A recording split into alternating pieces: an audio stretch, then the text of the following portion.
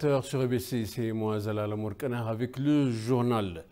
Demeka Mekonnen, vice-premier ministre et ministre des Affaires étrangères et de la République fédérale démocratique d'Éthiopie, a reçu Flemming Müller-Mortensen, ministre danois de l'aide de développement. Demeka a félicité le Danemark pour son soutien de l'Éthiopie. Il a en outre appelé la communauté internationale à soutenir les efforts du gouvernement pour trouver une solution durable à la crise dans la Corne de l'Afrique.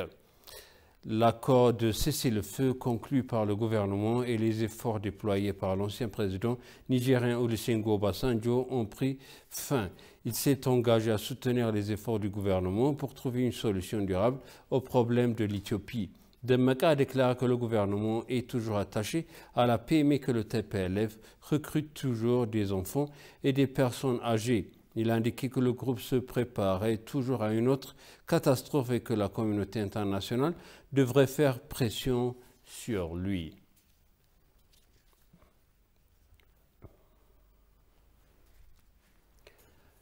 L'Éthiopie et l'Union européenne ont tenu leur dialogue politique annuel ici à Addis Abeba.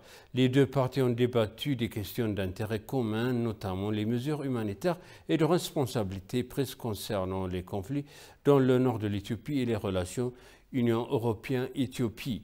Dans son allocution d'ouverture, Demeka a présenté un aperçu de diverses mesures de confiance et que le gouvernement éthiopien a prises pour mettre fin au conflit dans sa partie nord et assurer une paix durable dans le pays. Il a mentionné la déclaration de la loi humanitaire qui a ouvert un accès sans entrave à l'aide humanitaire, le soutien aux initiatives de paix d'Olusegun Obasanjo en tant que haut représentant de la Corne de l'Afrique et de dialogue national inclusif proposé. Les deux parties ont apprécié l'opportunité que le dialogue politique leur a offert de réfléchir véritablement sur les questions cruciales d'intérêt commun en échange il a souhaité de se rencontrer lors de la prochaine tour avec la promesse de renforcer le partenariat stratégique entre les deux parties.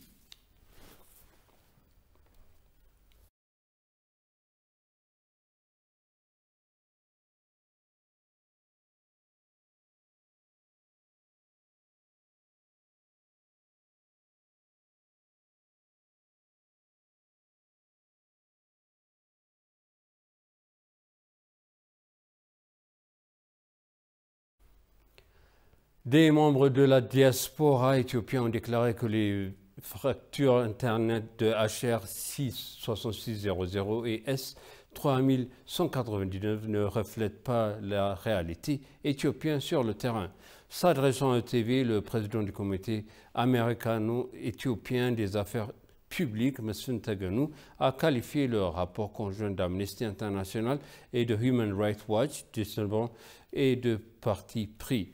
Il a été souligné que la fracture interne de HR 6600 et 3199 sont incroyablement dangereuses pour les relations bilatérales de l'Éthiopie et des États-Unis. Mesfin Taganu, président du comité américano-éthiopien des affaires publiques, a souligné que ces projets de loi interne ne reflétaient pas les réalités éthiopiennes sur le terrain. Mesfin a indiqué que l'idée de dialogue national a été bien accueillie par la communauté de la diaspora. Il a en outre insisté sur le fait que le rapport conjoint d'Amnesty International et de Human Rights Watch était un rapport tellement décevant et biaisé.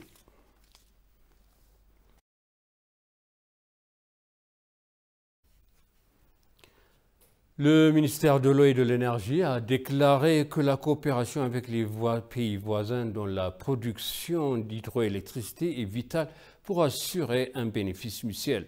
Le ministère de l'Eau et de l'Énergie, Habtamu Tafa, a déclaré que l'Éthiopie croyait à une approche et une coopération gagnant-gagnant malgré le fait que de certains pays voisins se positionnent contrairement, citant les récents accords d'exportation d'énergie vers le Soudan et le Djibouti.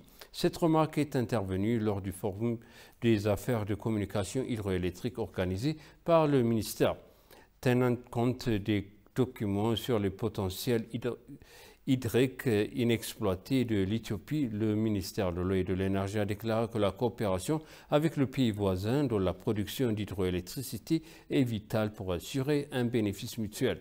Le ministère a appelé les médias et les institutions de communication à adresser des informations fiables sur le grand barrage.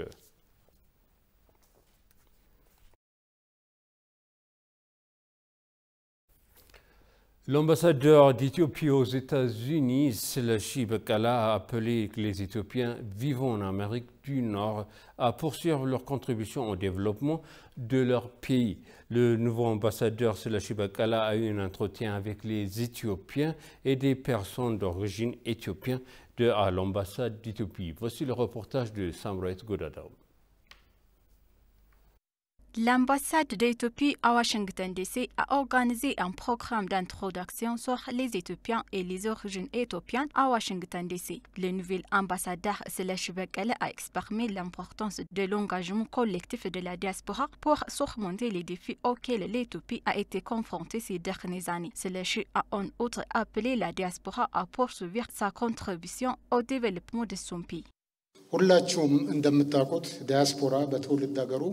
Comme vous le savez tous, la diaspora joue un rôle important dans les activités socio-économiques et politiques de sa mère patrie. Au nom du gouvernement éthiopien, mon séjour aux États-Unis s'inscrit dans la continuité des travaux antérieurs. J'espère que vous continuerez à me soutenir dans la planification et la mise en œuvre d'actions stratégiques, ainsi que dans le maintien de l'obtention des résultats.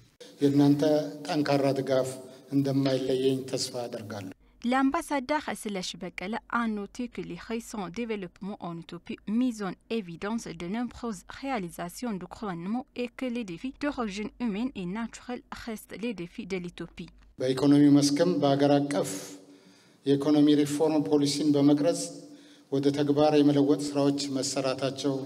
Dans le domaine économique, il est également possible de formuler et de mettre en œuvre une politique nationale, des réformes macroéconomiques appropriées, en particulier la consolidation de la dette, la modernisation de l'agriculture, axée sur les ressources minérales, ont été faites pour permettre à notre pays de générer suffisamment de revenus et d'exportation. De plus, en mettant l'accent sur les TIC, il est prévu d'initier les jeunes à la technologie moderne et de montrer beaucoup au pays dans ce domaine, notamment auprès de la diaspora.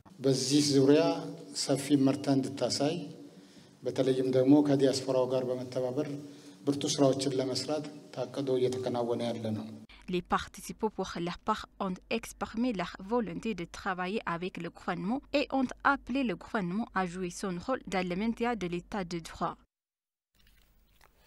Ethio Telecom a déclaré qu'il entreprenait des activités pour fournir un service de télécommunication de qualité à ses clients.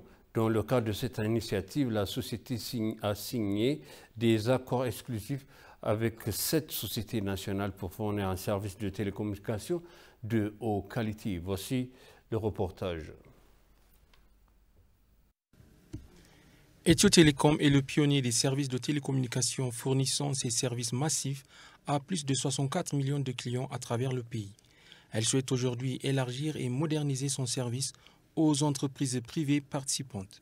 Par conséquent, elle a signé un accord exclusif avec les opérateurs de télécommunications nationaux et régionaux pour fournir un service de qualité à travers le pays.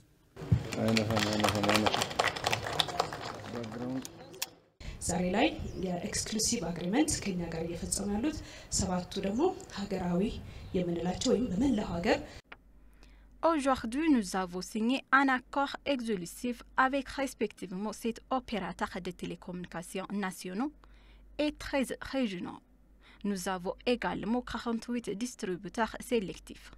Toutes ces activités visent à fournir un service de télécommunications de qualité ainsi qu'à accroître l'accessibilité des télécommunications à nos clients.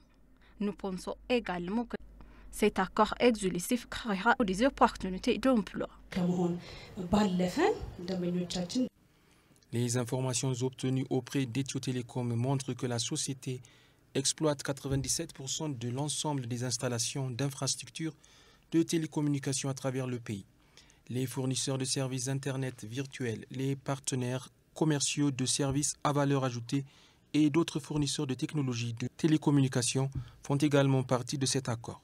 Ethio Telecom, en coopération avec des opérateurs de télécommunications privés, prévoit de créer des opportunités d'emploi. ይህንን ምርትና አገልግሎት ለደንበኞቻችን ሲያደርሱ እነሱም የሚዘረጉት የራሳቸው Si les opérateurs de télécommunications privés fournissent des services de télécommunications, ils auront leur propre canaux de distribution. Nous croyons que ces canaux peuvent avoir le potentiel de créer 1 million d'emplois à travers le pays. C'est l'un des grands avantages des services de télécommunications. Le client de Telebr, qui est une plateforme de transactions financières, a atteint 18 millions à travers le pays. Les rapports montrent qu'Ethio Telecom dispose de 633 centres de prestation de services ainsi que de 359 618 canaux de distribution pour fournir un service de télécommunication de qualité à travers le pays. Le ministère de la Culture et des Sports, Kadjala Merdessa, s'est entretenu avec des responsabilités de la Société de construction et de l'énergie du gouvernement chinois sur la construction du stade national éthiopien. Au cours de la réunion, Kadjala a assuré à l'entrepreneur qu'un ajustement général basé sur les prix serait effectué car le prix des matériaux de construction avait été retardé en raison de non-paiement anticipé des dollars américains. Selon les informations reçues du ministère de la Culture et du Sport, des discours techniques ont eu lieu régulièrement sur la mise en œuvre du projet et les problèmes techniques dont sont discutés et des recommandations sont à la fin faites à la direction.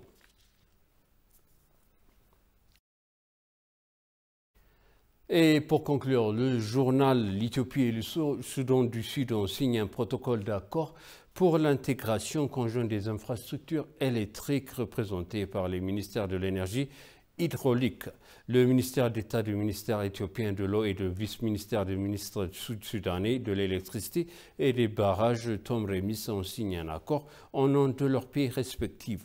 Lors de la cérémonie de signature, le ministre de l'eau et de l'énergie, Dr Abtamou Tafa, a déclaré que l'Éthiopie travaillait dur pour répondre à la demande croissante d'électricité dans la région en investissant dans le secteur de l'énergie renouvelable, notamment les zones solaires, géothermiques et hydroélectriques.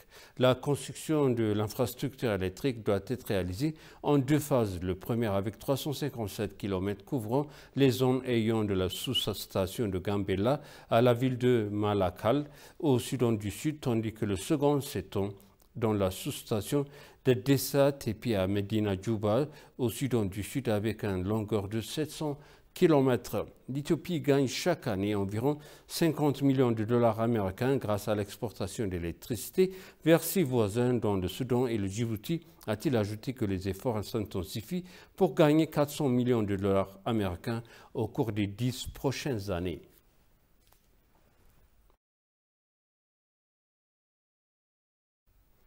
Et maintenant, je vous rappelle les titres principaux. L'ambassadeur d'Éthiopie aux États-Unis, Sela Shibakala, a appelé l'Éthiopie vivant en Amérique du Nord à poursuivre leur contribution au développement.